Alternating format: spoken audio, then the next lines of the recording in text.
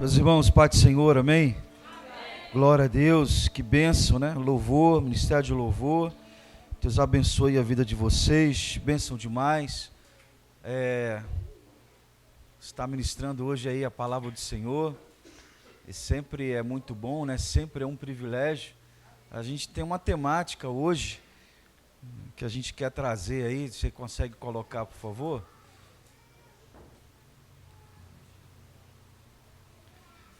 Enquanto isso, você abre a sua Bíblia lá no livro de Isaías, no capítulo 6.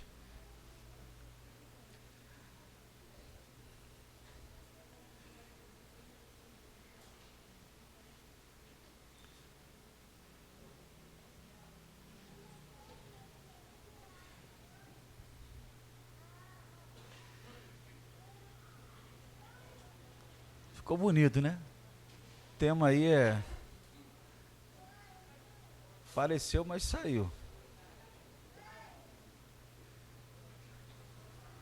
Uma experiência que transforma.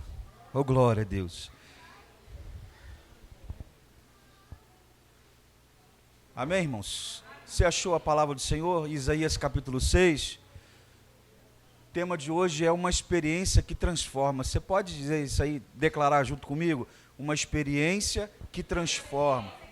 Mais uma vez, 1, 2, 3, uma experiência que transforma. Glória a Deus. Isaías, capítulo 6, vamos ler a palavra do Senhor, a partir do versículo 1, diz assim: No ano da morte do rei Uzias, eu vi o Senhor assentado sobre um alto e sublime trono, e as abas das suas vestes enchiam o templo.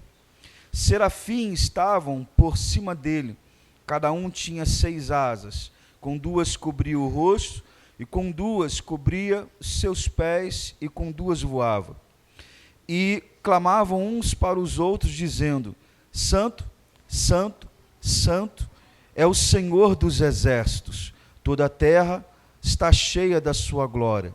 As bases do limiar se moveram, a voz do que clamava, e a casa se encheu de fumaça.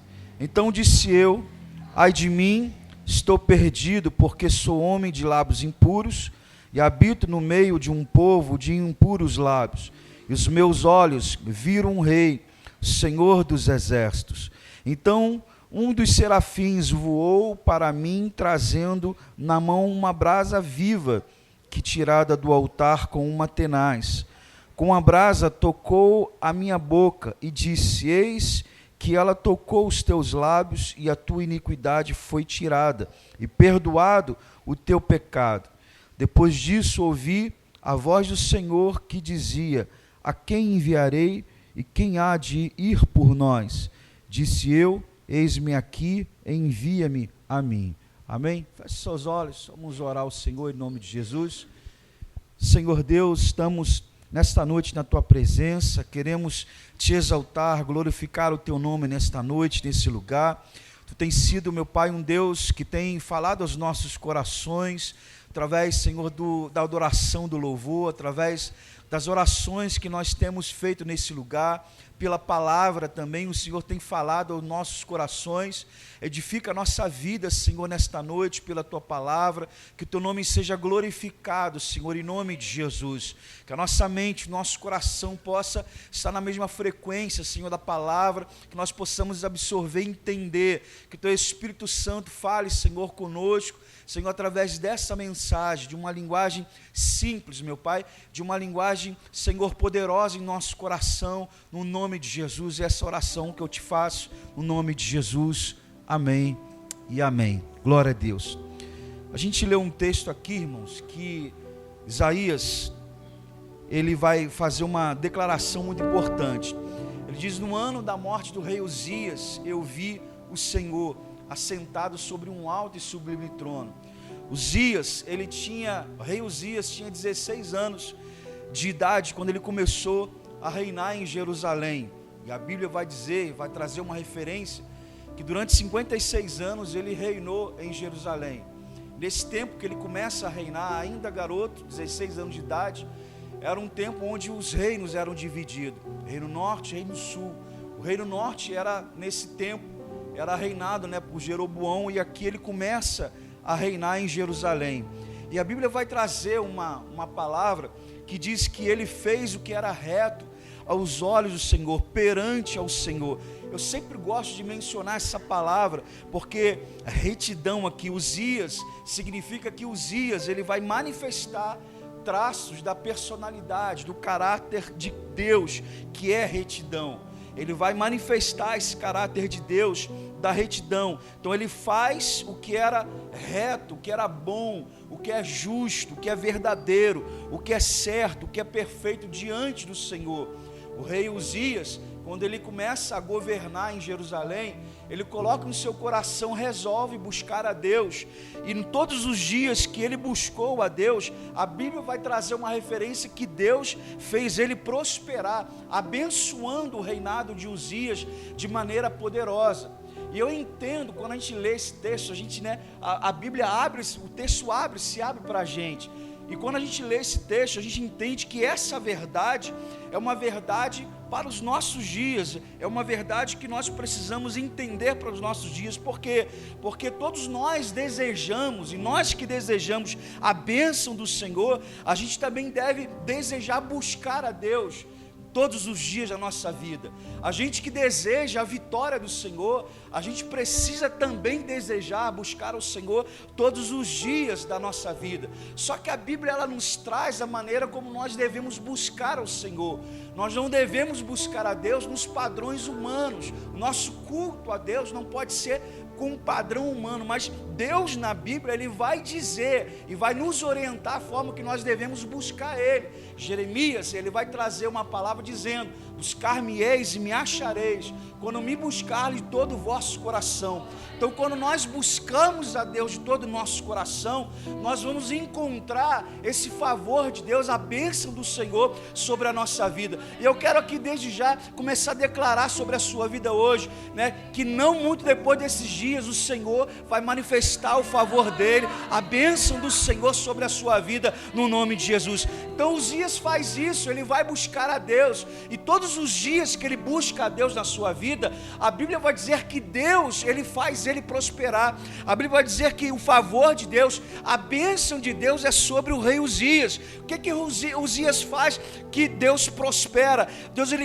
Uzias ele trouxe uma estabilidade financeira em todo o reino, ele construiu fortalezas. Por causa que Uzias ele buscou a Deus com toda a sua força, ele venceu os seus inimigos, ele formou e forjou um grande exército para proteger o seu reinado. Deus fez ele poderoso. A fama do rei Uzias, ela percorria toda a terra. Uzias ele traz uma estabilidade, uma prosperidade financeira para dentro do seu reino. Só que Uzias, depois que ele se tornou forte, e havendo uma vez fortificado, que a Bíblia traz, esse texto que a Bíblia traz, ele se exaltou em seu coração, ele orgulhou no seu coração, ele transgrediu, né, contra ao Senhor. E por causa desse pecado, a Bíblia vai trazer algumas coisas que aconteceu com o rei Uzias. Ele entra no templo para poder queimar incenso, e o incenso que Israel oferecia a Deus naquela época era um tipo de oração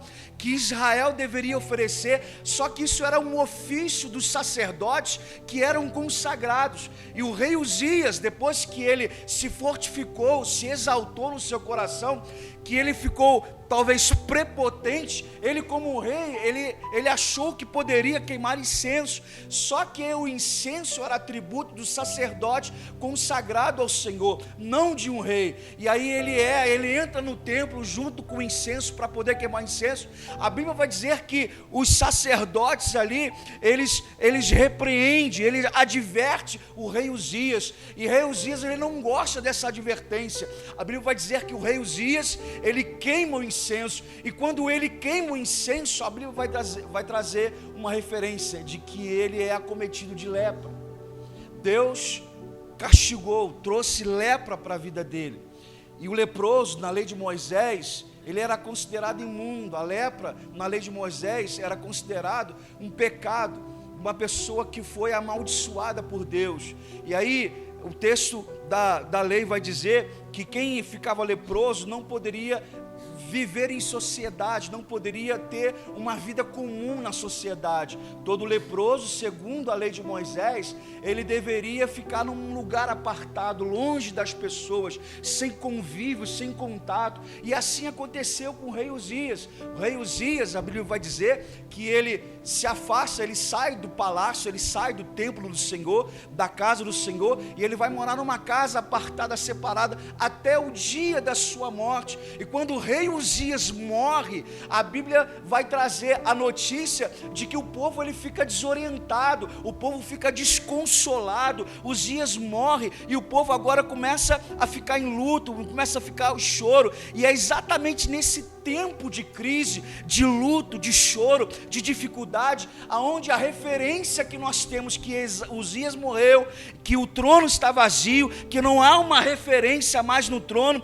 que Isaías, que era o íntimo da família real, Isaías que era uma pessoa que estava sendo preparada lá no palácio para ser profeta, ele entra na presença do Senhor, ele é chamado para profetizar, ele entra na presença de Deus, e quando ele entra na presença de Deus, ele diz: no ano da morte do rei Uzias, eu vi o Senhor assentado sobre um alto e sublime trono. Então, na terra, a referência é que o trono estava vazio, não havia referência, a nação está desconsolada, em crise, em dificuldade, em choro, em luto, mas no céu está o trono, Deus está reinando no trono, Deus está no comando lá no céu. Na terra, o trono está vazio, não há referência, mas no céu, Deus está no comando, no céu, Deus está governando, no céu, Deus está dirigindo, cuidando da história de cada um de nós, em nome de Jesus.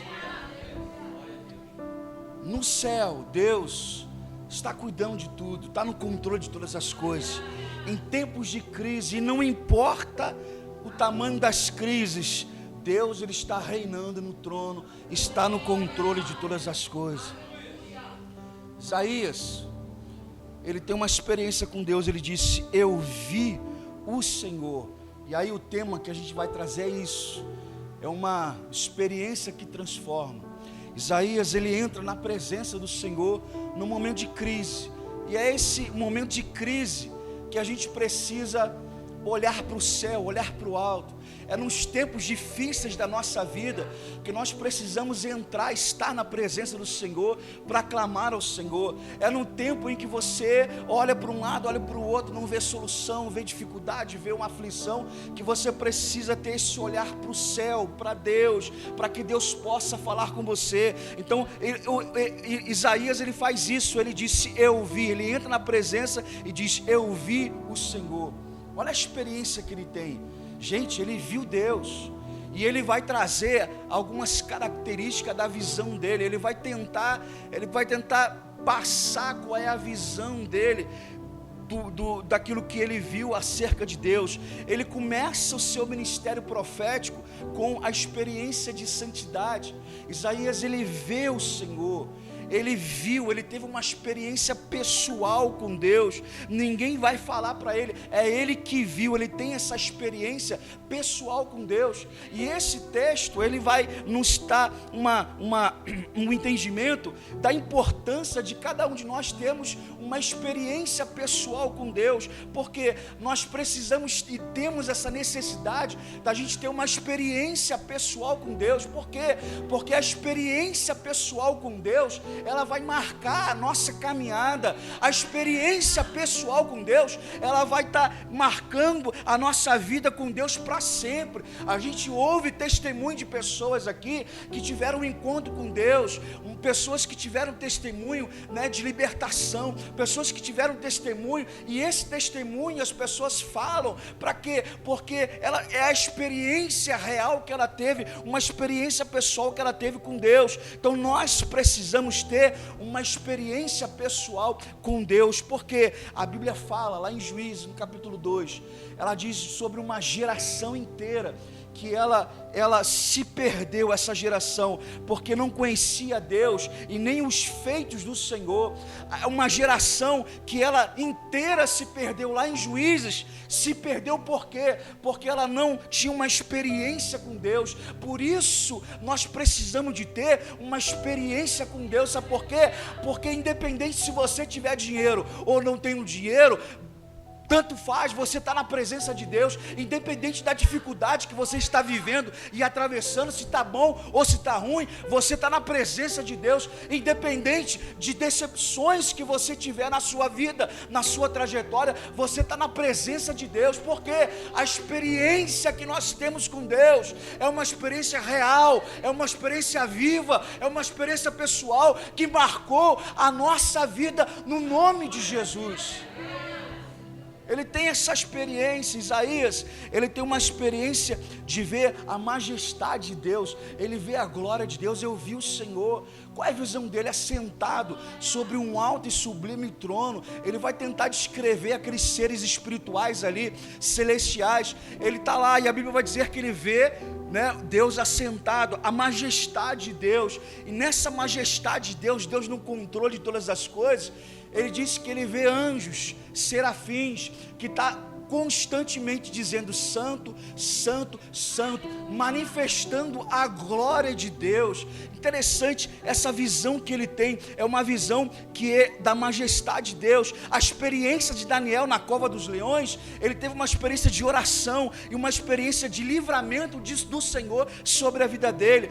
Zaqueu, ele tem uma experiência de salvação, ele vai subir na árvore para ver Jesus passar, era publicano. A Bíblia vai dizer que Jesus, quando viu ele, desce, porque convém me repousar na sua casa, porque a salvação chegou na casa dele. Ele tem essa experiência de salvação. A mulher pecadora, ela teve uma experiência de libertação com Deus. O cego de Jericó clamava: Jesus, filho de Davi, tenha compaixão de mim. Ele tem uma experiência de cura, uma experiência de milagre. Irmãos, cada um de nós vamos ter uma experiência diferente com Deus. A experiência que cada pessoa pode ter ser diferente de outra pessoa, mas a fonte é a mesma. É Deus que está manifestando o seu poder sobre a nossa vida. É Deus que está trabalhando de maneira poderosa na nossa vida para trazer a cada um de nós uma experiência com Deus, em nome de Jesus.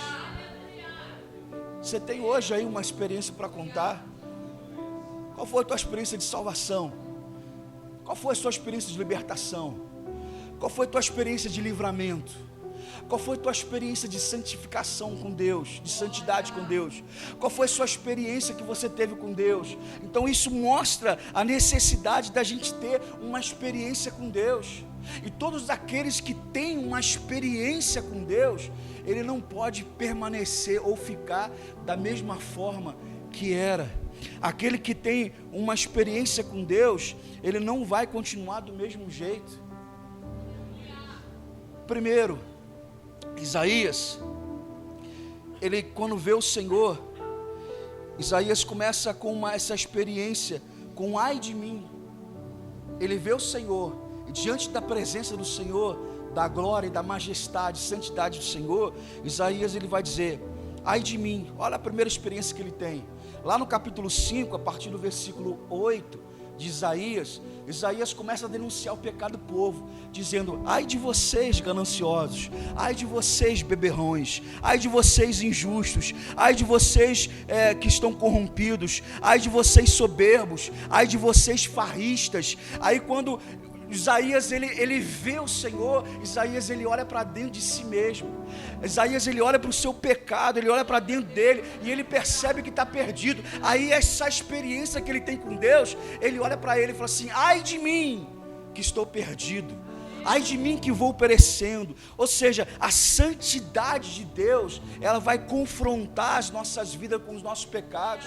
A santidade de Deus, ela vai confrontar a maneira com que a gente está vivendo, o estilo de vida que a gente está vivendo. A santidade de Deus vai exigir de nós a reparação diante do Senhor.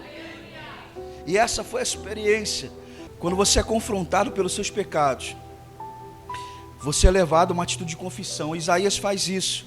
Ele está na presença de Deus, ele está vendo Deus. E aí ele é levado a confessar, ele diz: sou um homem de lábios impuros e habito no meio de um povo de impuros lábios. Então Isaías, ele está entendendo, Isaías, ele está percebendo que ele é pecador. Isaías, ele percebe, ele entende a gravidade do seu pecado. Isaías, ele entende na presença de Deus e percebe que ele precisa ser purificado, que os pecados deles precisam ser perdoados. E aí não há perdão sem confissão de pecados. Deus só vai perdoar o pecado de alguém se esse pecado for confessado. Então Isaías, ele faz isso. Quando você reconhece o seu pecado e você confessa o seu pecado, o poder de Deus, presta atenção, entra em ação para perdoar os seus pecados e te purificar de toda a injustiça. É o que está escrito na Bíblia, 1 João capítulo 1, versículo 9. Se você confessar os seus pecados, Deus é fiel e justo para perdoar os seus pecados e purificar você de toda a injustiça. Então, quando você reconhece o seu pecado, você confessa o seu pecado diante de Deus, o poder de Deus entra em ação para perdoar você e purificar você de toda a sua injustiça.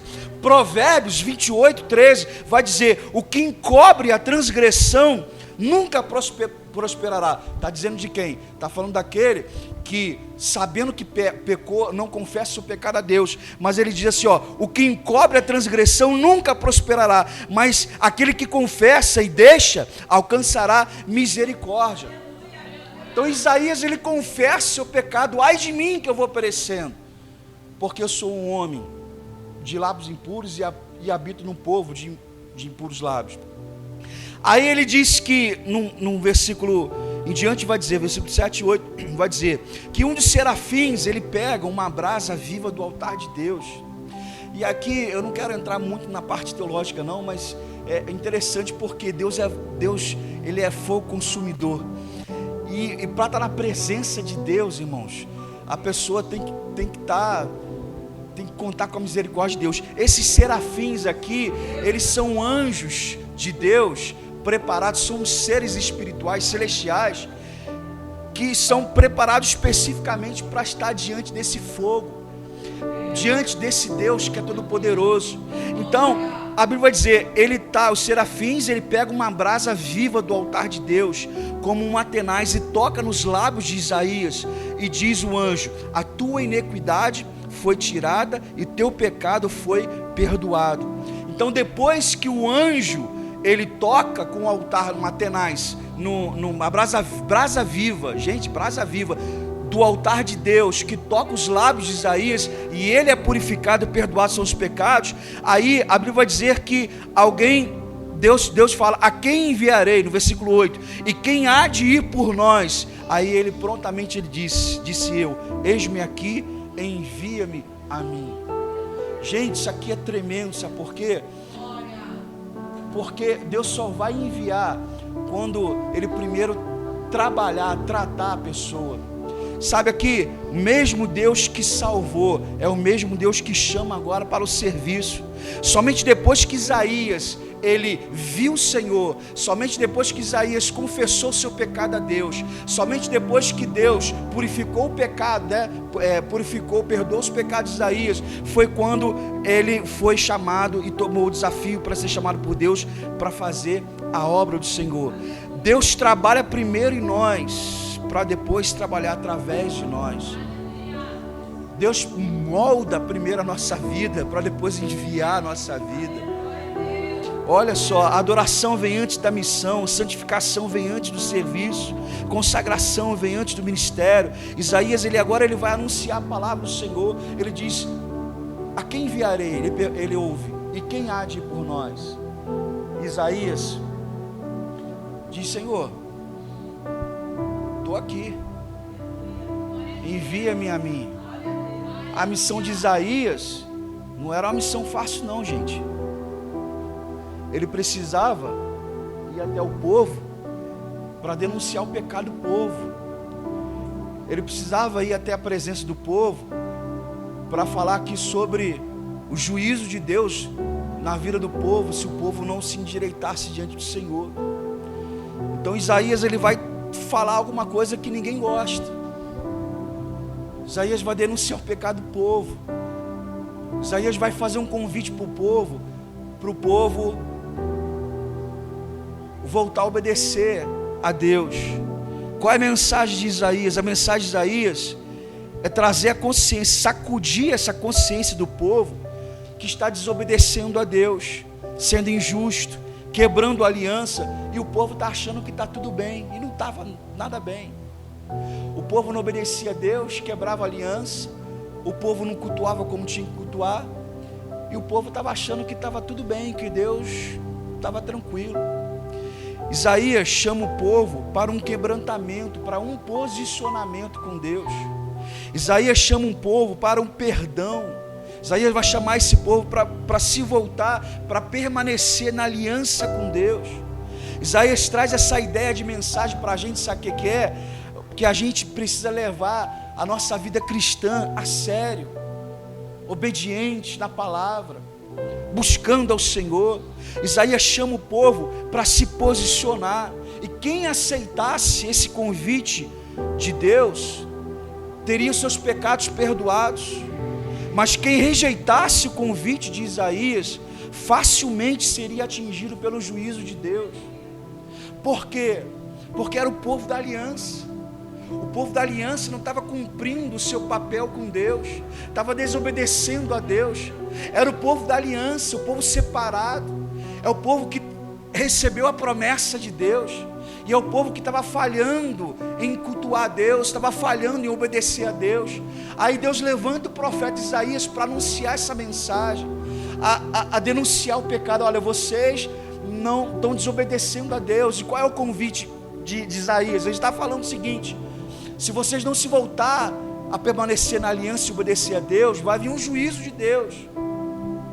Só que esse juízo de Deus, eles têm a esperança de uma salvação. Ele está avisando primeiro, ele avisa primeiro. E aqueles que ouviram e aceitaram o convite de Isaías, esses receberiam a salvação, seriam perdoados. Mas aquele que rejeitasse, o juízo de Deus viria sobre a vida deles no grande dia do Senhor. Deus é bom, gente.